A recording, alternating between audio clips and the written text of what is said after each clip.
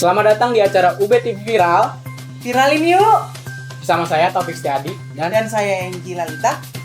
akan menyampaikan beberapa berita terkini, di antaranya Tagihan listrik PLN naik drastis, pemerintah buka aduan online.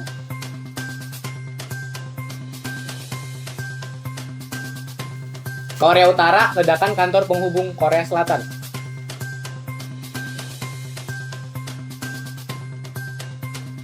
Kronologis siswi SMP meninggal dunia karena tersetrum ketika main ponsel.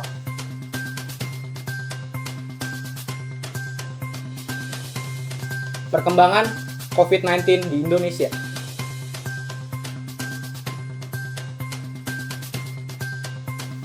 Perkembangan kasus Novel Baswedan.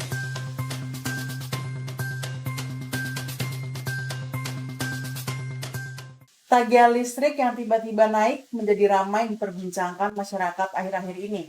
Kementerian Koordinator Bidang Kemaritiman dan Investasi langsung menggelar audiensi secara virtual dengan masyarakat yang mengadukan lonjakan tagihan listrik PT PLN Persero. Sejak awal Juni, PLN Jawa Timur membuat posko pengaduan khusus bagi pelanggan yang mengalami lonjakan tagihan listrik. Ada ratusan posko yang aktif melayani pelanggan secara langsung.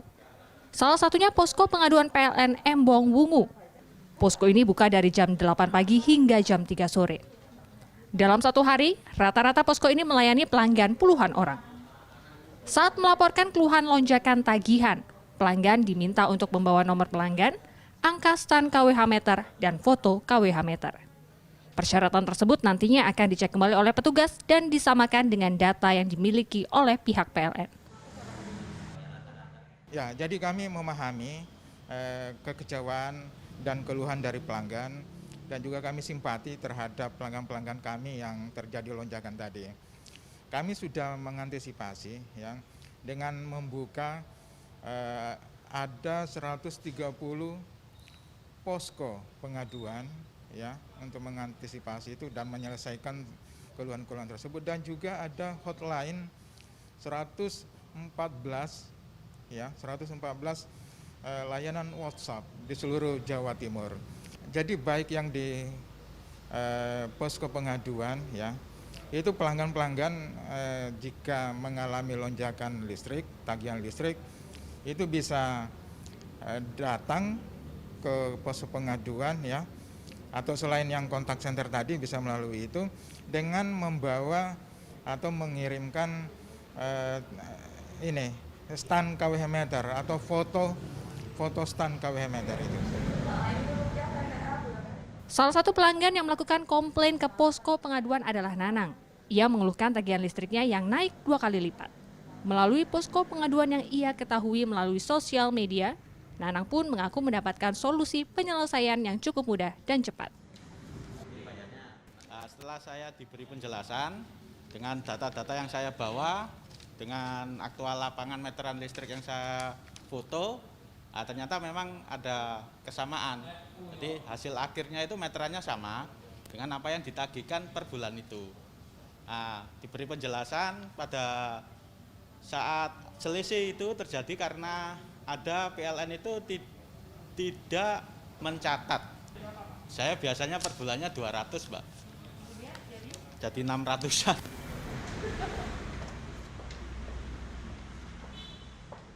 PLN juga telah menyiapkan skema lain bagi pelanggan yang mengalami kenaikan tagihan listrik minimal 20%. Skema itu berupa pemberian keringanan metode pembayaran. Nominal kenaikan tersebut bisa dibayarkan sebesar 40% di bulan Juni dan 60% dibagi rata dalam tagihan 3 bulan ke depan. Gia Clarissa, Aga Dipa, Surabaya, Jawa Timur. hubungan Korea Utara dan Korea Selatan di ujung tanduk. Setelah serangkaian ancaman, kali ini Korea Utara benar-benar meledakkan kantor penghubung antar Korea di area perbatasan pada Selasa 16 Juni 2020. Pernyataan ini dikeluarkan beberapa menit setelah ledakan terdengar dan asap terlihat. Kaesong sendiri adalah wilayah Korea Utara yang ada di perbatasan Korea Selatan.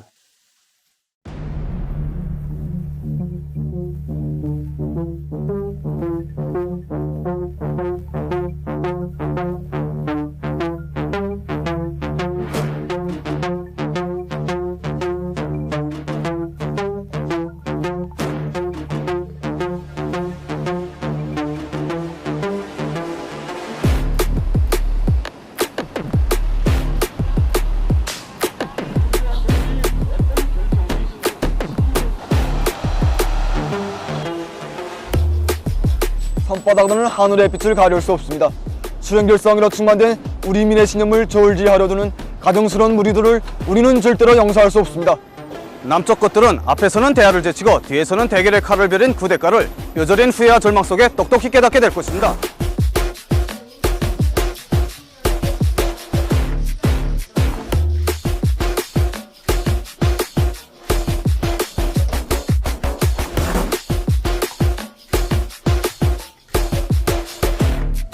금일 북측이 남북 공동연락사무소 건물을 일방적으로 폭파한 것은 남북관계에서 전례를 찾을 수 없는 비상식적이고 있어서는 안 될 행위로 이에 깊은 유감을 표하고 강력히 항의한다.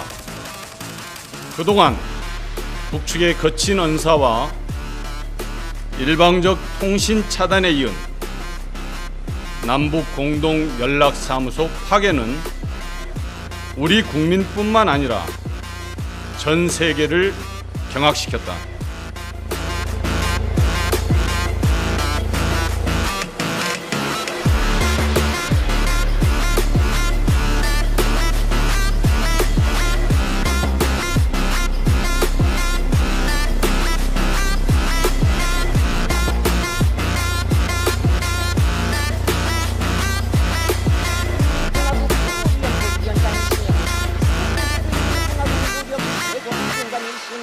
우리 당과 국가 무력의 최고領導자 김종은 동지께서 정치국 회의에 참가하셨습니다.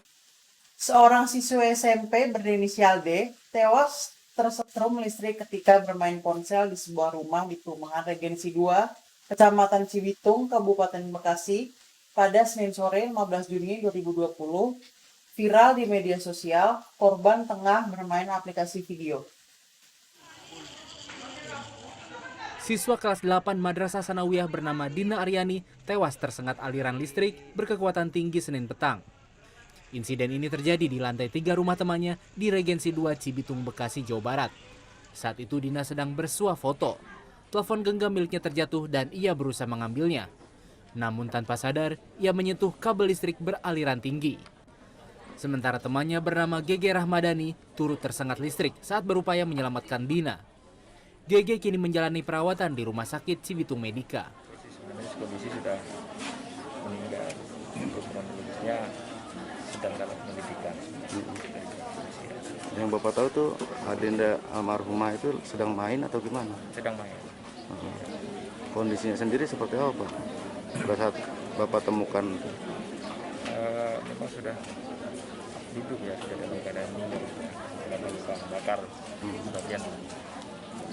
Dimakamin di mana? Di pemakaman Manajaya.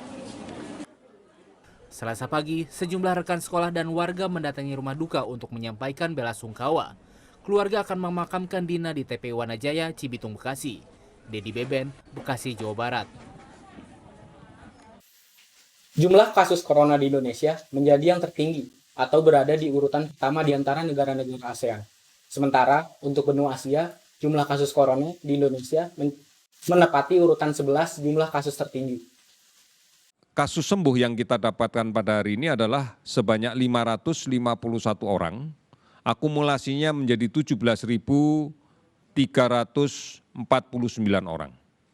Kasus meninggal 34 orang sehingga total menjadi 2.373 orang. 435 kabupaten kota telah terdampak di 34 provinsi. Kita masih melakukan pemantauan di 36.446 orang ODP dan pengawasan 13.211 orang pasien dalam pengawasan. Saudara-saudara, mari kita lihat secara keseluruhan permasalahan ini. Kita bersyukur begitu banyak provinsi yang telah terkendali kasus COVID-nya. Dan ada beberapa provinsi yang memang saat ini masih cukup tinggi kasus yang kita dapatkan. Kembali lagi bahwa protokol kesehatan adalah kunci untuk mengurangi jumlah infeksi di tengah masyarakat. Dua terdakwa penyiram air keras terhadap penyidik KPK Novel Baswedan Rahmat Kadir dan Roni Bugis dituntut hukuman 1 tahun penjara. Jaksa Penuntut Umum atau JPU menilai keduanya terbukti melakukan penganiayaan terencana yang mengakibatkan luka-luka berat. Menyatakan terdakwa Roni Bugis telah terbukti bersalah secara sah dan meyakinkan melakukan tindak pidana bersama-sama melakukan perbuatan penganiayaan dengan rencana lebih dahulu yang mengakibatkan luka-luka berat, sebagaimana diatur dan diancam pidana dalam pasal 353 ayat 2 KUHP junto pasal 55 ayat 1 ke 1 KUHP dalam dakwaan subsidiar. 2. Menjatuhkan pidana terhadap terdakwa Roni Bugis selama 1 tahun dengan perintah supaya terdakwa tetap ditahan. Menuntut supaya Majelis Hakim Pengadilan Negeri Jakarta Utara yang memeriksa dan mengadili perkara ini memutuskan: 1. Menyatakan terdakwa Rahmat Kadir Maulidi telah terbukti bersalah serasa melakukan tindak pidana bersama-sama melakukan perbuatan penganiayaan dengan rencana lebih dahulu yang mengakibatkan luka-luka berat sebagaimana diatur dan diancam dalam pasal 353 ayat 2 KUH pidana junto pasal 55 ayat 1 ke 1 KUH pidana dalam dakwaan subsidiar. 2. Menjatuhkan pidana terhadap terdakwa Rahmat Kadir Maulidi selama 1 tahun dengan perintah supaya terdakwa tetap ditahan. Sekarang kita beralih ke berita yang ringan-ringan nih, Ci. Oke, tanpa menunggu lama, kita langsung aja ke berita selanjutnya ya. Kali ini berita datang dari Kemendikbud. Emang ada apa tuh Kemendikbud? Jadi, Kemendikbud akan menghadirkan film dokumenter Netflix di TVRI mulai 20 Juni mendatang. Ini merupakan bagian dari program belajar dari rumah atau disingkat BDR. Kementerian Pendidikan dan Kebudayaan atau Kemendikbud bekerja sama dengan penyedia layanan hiburan streaming dunia, yakni Netflix. Bentuk kerjasama itu yakni penayangan sejumlah film dokumenter Netflix pada program belajar dari rumah di TVRI. Hal ini disampaikan oleh Menteri Pendidikan dan Kebudayaan Nadiem Makarim dalam keterangan tertulisnya seperti dilansir oleh tribunnews.com Rabu 17 Juni 2020. Nantinya, film-film tersebut akan tayang perdana pada Sabtu 20 Juni mendatang pukul 21.30 waktu Indonesia Barat. Bukan hanya itu, siaran ulang tayangan ini dapat dinikmati setiap Minggu dan Rabu pukul 9 waktu Indonesia Barat. Nadiem Makarim mengatakan upaya ini dilakukan Kemendikbud untuk memastikan agar masyarakat terus mendapatkan kesempatan untuk melakukan pembelajaran dari rumah. Selain itu, program belajar dari rumah yang ditayangkan di TVRI juga ditujukan untuk membantu peserta didik yang memiliki keterbatasan internet. Beberapa dokumenter pembelajaran Netflix original yang dapat disaksikan pada program belajar dari rumah antara lain Our Planet, Street Food Asia, Tidying Up with Marie Kondo, Spelling the Dream, Chasing Coral, dan Net on Earth. Dokumenter-dokumenter tersebut akan ditayangkan dengan terjemahan bahasa Indonesia. Berbicara tentang Mendikbud, baru-baru ini memberi himbauan kepada perguruan tinggi di seluruh zona wajib melakukan perkuliahan secara daring atau online. Menteri Pendidikan dan Kebudayaan Nadiem Makarim mengatakan pembelajaran di perguruan tinggi pada semua zona masih wajib dilaksanakan secara daring hingga ada kebijakan lebih lanjut. Meski tahun akademik perguruan tinggi tahun 2020 sampai 2021 tetap dimulai pada Agustus 2020 dan tahun akademik pendidikan tinggi keagamaan pada September 2020. Pembelajarannya masih harus dilakukan secara daring untuk semua zona. Pembelajaran di perguruan tinggi di semua zona masih dilakukan secara daring. Jadi masih online. Belum belajar tatap muka, belum masuk. Dan alasannya adalah universitas juga punya potensi mengadopsi belajar jarak jauh lebih mudah daripada pendidikan menengah dan dasar. Jadinya untuk saat ini karena keselamatan adalah yang nomor 1, saat ini semua perguruan tinggi masih melakukan secara online sampai kalau ke depannya mungkin kebijakan yang berubah, tapi untuk saat ini belum berubah. Jadi masih melakukan secara daring. Ya, aktivitas prioritas yang berdampak kepada kelulusan siswa, masing-masing pemimpin perguruan tinggi diperbolehkan untuk mengizinkan aktivitas mahasiswa datang ke kampus hanya untuk aktivitas prioritas itu yang berhubungan dengan kelulusannya. Berita tadi sekaligus menutup perjumpaan kita hari ini. Saya Taufik Setiadi. Dan saya Angela Lita pamit undur diri. Terima kasih dan sampai jumpa. UB TV Viral. Viralin dong!